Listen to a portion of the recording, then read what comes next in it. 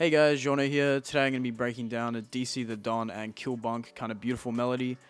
So let's get into it.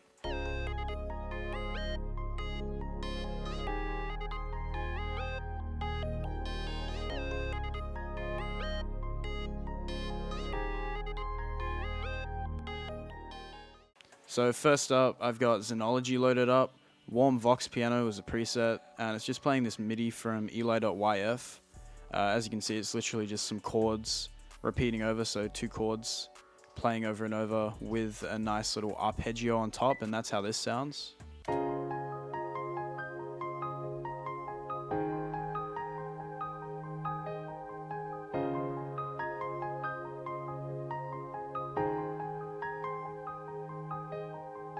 And that's just dry, that's actually got no effects on it. And then after that, we've got Serum with like a little pluck.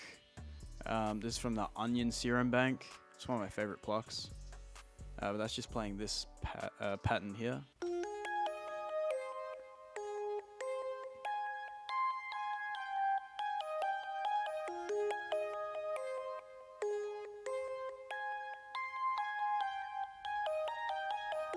And I've just changed it up in a few sections, like as you notice at the end here, just to add a bit more variation so it doesn't play over and over again too much, doesn't get too repetitive. And on that one, I've just put a little bit of Valhalla delay on it.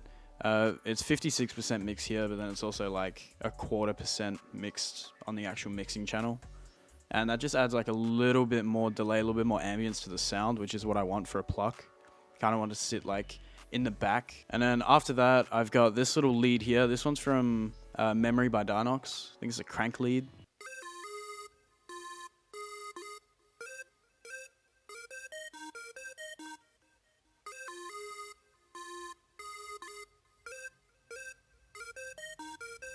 So this one, I didn't really add much variation in like both.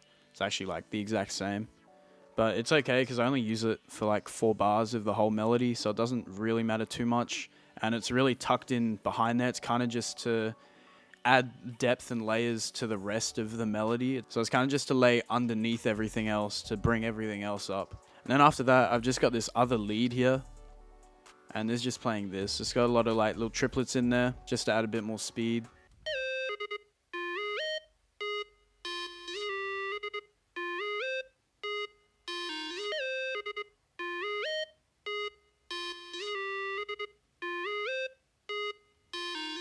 And this one's dry as well, but the actual Serum preset has some effects that kind of come in, like, you know, with this LFO pattern here. So I don't really have to put effects on it, it's kind of already got effects. So I've just left that as it is, and that's kind of our main lead. And the other 2 leads kind of support that main one in doing its job, like leading. And then after that, I've got this Omnisphere bass. It's actually one of my favorite basses in Omnisphere. It is the, when it loads, hold up, let him cook.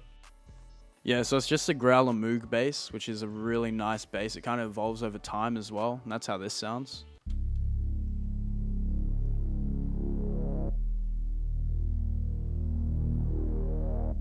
And that's just following the bass notes of like the piano that we've got earlier. After that, I've added this pad here.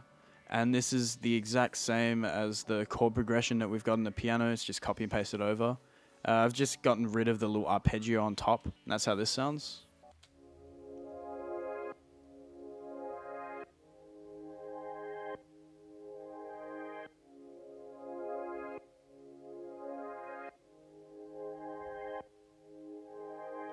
And I'm pretty sure, yeah, so this one I've added Shaper Box on it. I just put filter and liquid on it.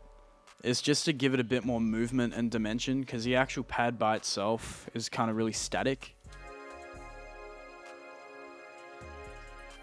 And what I mean by that is the notes just draw out the whole length. It doesn't really change too much. And it was kind of interfering with the piano, like mix-wise. So with this filter like coming up, it adds a bit more evolution and momentum to the actual sound and puts it behind everything else, because we don't really want this pad to be the main. This pad is just supporting the piano in what it wants to do.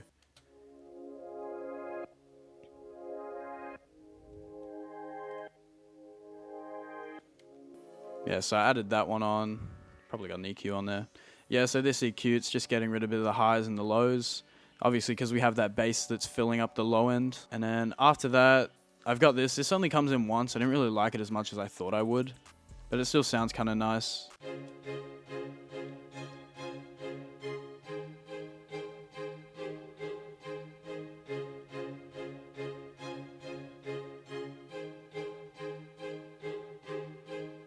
Yeah, so it's just some like violin orchestral like pluck things, and that just only goes on for like one section of the loop, just with the piano by itself. I found that it took up too much of the mix, and I didn't really like it as much as, you know, I thought, so I've kind of just narrowed it down. And yeah, so it's just got some reverb on it.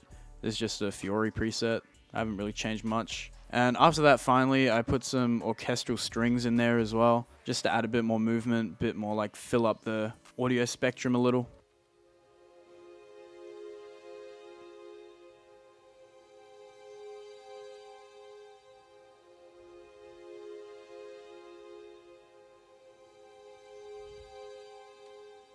So as you can hear, they're really quiet. They're really just in the background, again, to support all of the other sounds. It's just to kind of fill in the stereo of the actual melody, make it sound full while not cluttering it too much. That's what I find a lot of people do. They clutter up their melodies with a lot of sounds, but don't actually make room for them. So all in all, it sounds like this.